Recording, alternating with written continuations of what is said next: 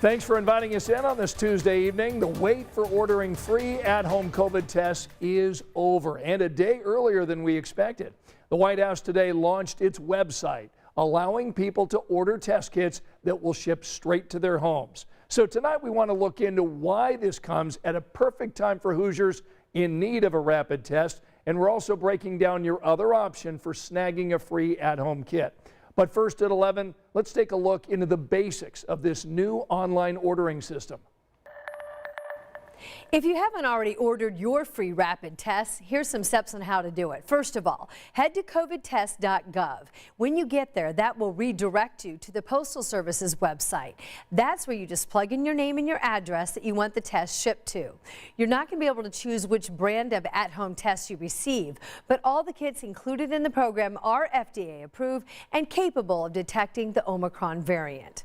Now, you're limited to ordering 4 tests per household. They should arrive in about 7 to 12 days. Again, these are free, so there's no shipping costs, no credit card needed.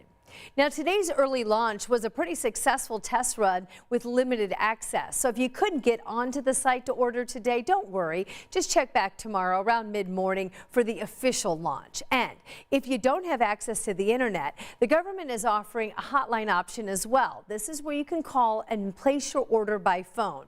Now, once that number is released and goes live, we'll let you know. Remember, there is another way to get one of these free at-home rapid tests. Insurance companies are now covering the cost of store-bought tests if you can find one, but how you get reimbursed all depends on who your policy is with. Tonight, our Verify team breaks down the different options that you need to know before you check out. Back in December, the White House told insurance companies they must foot the bill for at-home test kits. Saturday was the start date. So how does this all work? Our sources are the Department of Health and Human Services and the Centers for Medicare and Medicaid Services.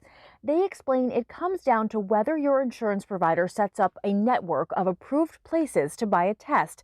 Think of it as in-network and out-of-network. Let's start with the in-network situation. Under your plan, your insurance provider set up a list of pharmacies or retailers where you can buy a test. You can go to any of those, show your insurance card, and walk out with your test. No out-of-pocket expense and no forms to submit. If they set up a list but you go somewhere that's not on it, you're out of network. And according to CMS, the rules say they're only required to reimburse you up to $12 per test. And you'll likely need to file some forms and go through the whole reimbursement process, so keep those receipts. Now, if your insurance provider hasn't created a process for folks to get these tests without any upfront costs, that means there's no network at all. They've lost the ability to cap the cost at $12 per test and have to pay you back what you paid, according to CMS. So for example, if you buy a 2-pack of tests for $34, the plan or insurer would have to reimburse $34. Increased access to these at-home rapid tests could be crucial for Hoosiers this week.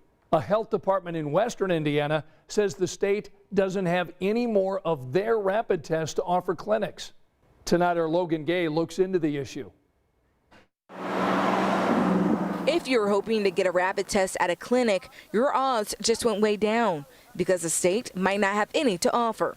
Park County's health department says they asked the state to send more rapid tests their way after a clinic ran out.